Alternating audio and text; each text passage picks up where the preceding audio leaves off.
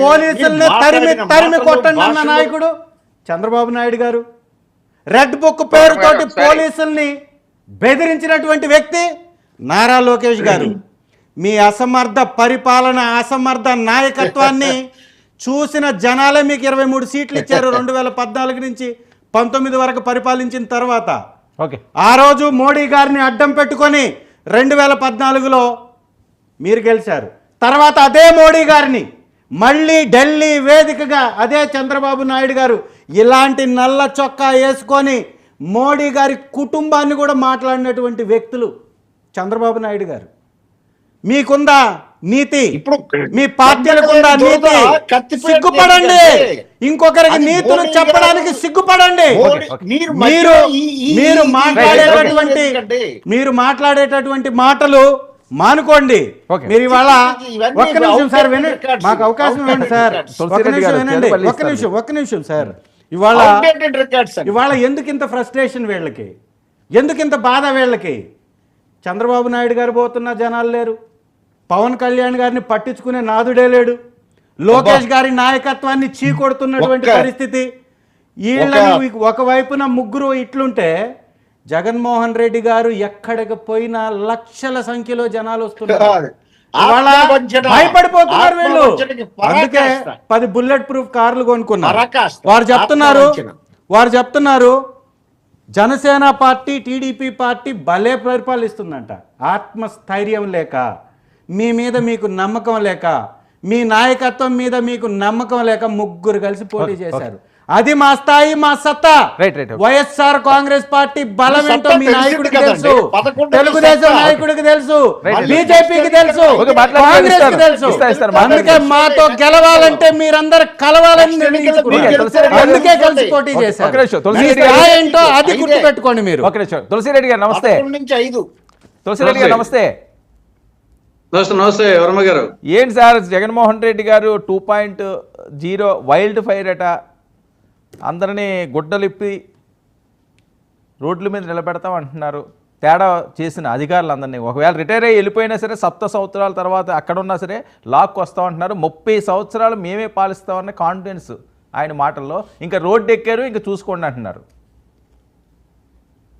వర్మ గారు, ఈ రాష్ట్రాన్ని వాళ్ళు వీళ్ళే కాదు పాలించింది, చాలా మంది పాలించారు. 1956 నుంచి 2024 వరకు 68 సంవత్సరాల్లో 42 సంవత్సరాలు కాంగ్రెస్ పార్టీ పరిపాలించింది. 21 సంవత్సరాల పాటు తెలుగుదేశము, 5 ఏళ్ల పాటు వైకాపా. కాబట్టి అది ఏదో వీళ్ళిద్దరే వచ్చేసి రాష్ట్రాన్ని మొదటి నుండి పరిపాలించినట్టు అనుకోవద్దు. కాంగ్రెస్ కూడా అనేక సంవత్సరాలు పరిపాలించింది. ముందు దాన్ని దృష్టిలో పెట్టుకొని ఈ 2 పార్టీల వాళ్ళు ఆలోచిస్తే ఏదో ఇదే ఎల్లకాలం వచ్చేసి ఉంటుంది అనుకోకూడదు. బీజేపీ కూడా 27 ఏళ్ల పాటు ఢిల్లీలో అధికారం లేదు, మొన్న వచ్చింది. కాబట్టి వీళ్ళు కాంగ్రెస్ వచ్చేసి అదేదో వీళ్ళిద్దరి రాసిస్తే రాయలసీమ అన్నట్టుగా వీళ్ళిద్దరికి రాసిచ్చినట్టు ఆంధ్రప్రదేశ్ అనుకుంటున్నారు. కాబట్టి వీళ్ళిద్దరి పరిపాలనే కాదు, వేరే వాళ్ళ పరిపాలన ఉంది. కాంగ్రెస్ పాలన కూడా దృష్టిలో పెట్టుకోవాల్సిన అవసరం ఉంది. ఇక్కడ నా అభిప్రాయం వచ్చేసి దొందే ఏమిట్లైనా సరే, అటు అప్పులు చేయడంలో కానీ, అభివృద్ధి విషయంలో కానీ, సంక్షేమ విషయంలో కానీ, బాధుడు కార్యక్రమంలో కానీ, రాజకీయ కక్షలో కానీ, ఇట్లా పురాణంలో కానీ ఏం ఒకరికొకరు ఎవరు తక్కువ కాదు. ఇంతకుముందు వచ్చేసి పవన్ కళ్యాణ్ గారు ఏ విధంగా మాట్లాడింది చూపించారు, జగన్మోహన్ రెడ్డి ఏ విధంగా మాట్లాడింది చూపించారు. కాబట్టి ఎవరు ఇక్కడ తక్కువేం కాదు. కాబట్టి ఆ విషయంలో దాని గురించి ఇంకా తిట్ల పురాణము మనం కూడా ఇంకా వాళ్ళ మాట్లాడి దాన్ని మరింత ఎగ్జైరేట్ చేయాల్సిన అవసరం లేదు. కాబట్టి ఇక్కడ దొందే ఇష్యూ బేస్డ్గా మాట్లాడాలి ఏదైనా సరే. నిన్న ఆయన మాట్లాడినాడు కాబట్టి పోలీసులను వచ్చేసి 7 సముద్రాల అవతల ఉన్నా కానీ తీసుకొచ్చేసి నడి రోడ్డు మీద బట్టలు ఉడిసి నిలబెడతామనేది అది ఏమాత్రం వచ్చేసి సమంజసం కాదు. అదేవిధంగా పవన్ కళ్యాణ్ ఘటనలో అంతకంటే ఎక్కువగా ఈవెన్ చెప్పు చూపించాడు ఒక పబ్లిక్ మీటింగ్ లోనే. కాబట్టి ఏమాత్రం వచ్చేసి నాయకులు చేయాల్సిన పని కాదు ఇది, దాన్ని దృష్టిలో పెట్టుకోవాలా. ఇంకా మిగతా బాధుడు కార్యక్రమం వచ్చేసి గతంలో బాధుడు కార్యక్రమం వచ్చేసి రకరకాల పన్నులు ఛార్జీలు అవన్నీ చేశారు. ఇప్పుడు వచ్చేసి 8 నెలల్లోనే ఒక విద్యుత్ సర్దుబాటు ఛార్జీల పేరుతోనే 15,480 కోట్ల రూపాయలు అదనపు భారం వేయడం జరిగింది. మననే 20% రిజిస్ట్రేషన్ ఛార్జీలు పెరిగాయి. తర్వాత బాటిల్ మీద 10 రూపాయలు పెంచడం జరిగింది. త్వరలో వరద సెస్ అయిపోతున్నారు, యూజ్ ఛార్జీలు అయిపోతున్నారు.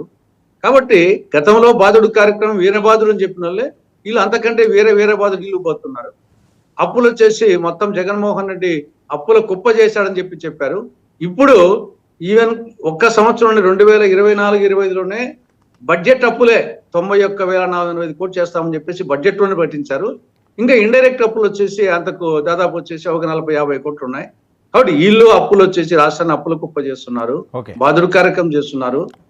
హామీలు వచ్చేసి హామీలు వచ్చేసి ప్రజలకు ఇచ్చిన హామీలు వచ్చేసి అనేకం అప్పుడు ఇంప్లిమెంట్ చేయలేదు. ఇప్పుడు వచ్చేసి సూపర్ 6 హామీల్లో 90% 8 నెలలైనా కానీ ఇప్పటికీ అమలు చేయడం లేదు. కాబట్టి రైతులకు సంబంధించి కానీ, యువతకు సంబంధించి కానీ, మహిళలకు సంబంధించి కానీ, విద్యార్థులకు సంబంధించి అన్నిటే ఉన్నాయి.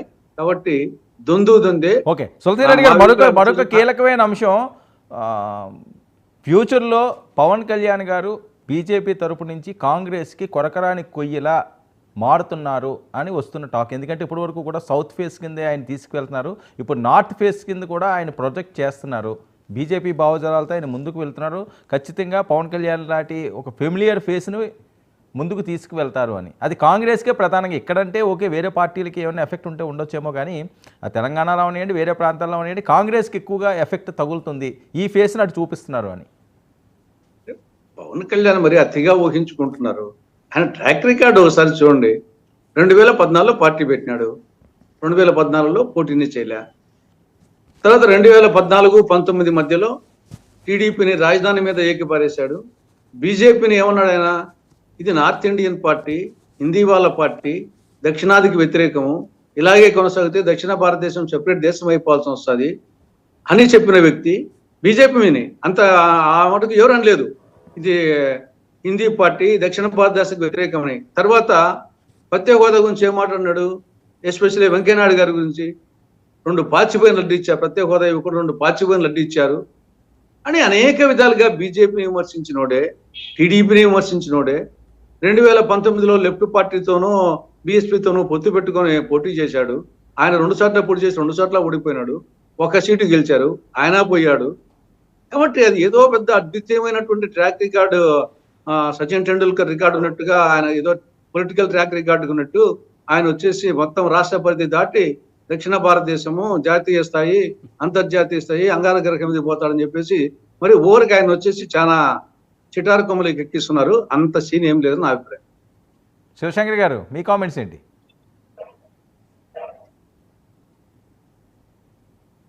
సార్ మీ వాయిస్ మ్యూట్లో ఉన్నట్టు ఒకసారి చెక్ చేయండి.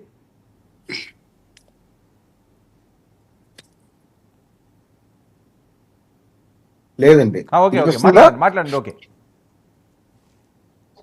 Okay sir, okay. ఇప్పుడు పవన్ కళ్యాణ్ గారు ఏంటి, ఆయన పార్టీ ఎందుకు పెట్టారు, ఆయన సిద్ధాంతాలు ఏంటి, భావజాలాలు ఏంటి అన్నది ప్రజలందరూ అంగీకరిస్తున్నారు, యాక్సెప్ట్ చేస్తున్నారు. కాంగ్రెస్ పార్టీ నాయకులు యాక్సెప్ట్ చేయవలసిన అవసరం లేదు. వాళ్ళ పార్టీ, వాళ్ళ రణనీతి వాళ్ళకు ఉంటుంది. ఇప్పుడు కాంగ్రెస్ పార్టీ వేరే ఎదుటి పార్టీని విమర్శించే బదులు ఆ పార్టీని ముందు సంస్కరించడం మీద దృష్టి పెట్టండి. రోజు రోజుకి ఆ పార్టీ ఎంత ఎరోడ్ అయిపోతుంది. ఆ ఎరోడ్ అయిపోయినది ఎందుకు అవుతుంది ఏంటి అని మీద దృష్టి పెడితే తులసిరెడ్డి గారు లాంటి పెద్దలు ఆ పార్టీ కొంత మంచి జరుగుతుంది. అన్నెసరిగా పవన్ కళ్యాణ్ గారిని విమర్శించి ఆయన వ్యక్తిత్వాన్ని లేదంటే ఆయన భావజాలాన్ని విమర్శించినంత మాత్రాన మీకు లబ్ధి జరగదు. ప్రజలు యాక్సెప్ట్ చేశారు. డెమోక్రసీలో ప్రజలే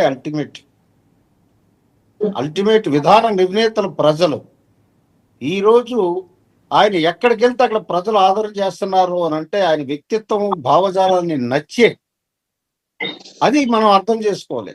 ప్రజాస్వామ్యంలో విమర్శలు చేయొచ్చు, ప్రతిపక్ష పార్టీలుగా లేదా ప్రతి అంశాలు మనం పాలసీ మ్యాటర్స్ వాటిని విమర్శ చేయొచ్చు. కానీ పవన్ కళ్యాణ్ గారు ఎక్కువ ఊహించుకుంటున్నారు అని అంటే ఎవరు ఎక్కువ ఊహించుకుంటున్నారు? అదేం లేదు. ఆయన ఏ రోజు పదవి కాంక్షతో రాజకీయాల్లోకి రాలేదు, అది ఒకసారి గమనించాలి. సో రెండోది ప్రత్యేక హోదా అన్నారు. అసలు కాంగ్రెస్ ప్రత్యేక హోదాకి ఎంత అన్యాయం చేసింది? అది ఒకసారి ఈ రోజు ప్రత్యేక హోదా మేము అధికారంలోకి వస్తే ఇస్తామంటే దాన్ని ఎవరు నమ్ముతాడు? ఇవన్నీ చరిత్ర ఉంది ఆన్ రికార్డ్, చెరిగిపోదు ఈ చరిత్ర. కాబట్టి ఈరోజు పవన్ కళ్యాణ్ గారు మహారాష్ట్ర వెళ్ళారు ప్రచారానికి. ఆయన నార్త్లో కూడా ఆయన గురించి తెలుసుకుంటున్నారు ప్రజలు. ఈరోజు ఆయన ఎక్కడ అడుగు పెట్టినా జనాలు ఎందుకు వస్తున్నారు? వారి తీరు, వ్యవహార తీరు, వారి రాజకీయ నడుస్తున్న బాట, అవన్నీ కూడా భావజాలం అన్నీ తెలుసుకునే వస్తున్నారు వాళ్ళు. అంతే తప్ప మనకు నచ్చకపోతే మనకు నచ్చకపోయినంత మాత్రాన ఎదుటోడు ఎదగకుండా ఉండలేడు.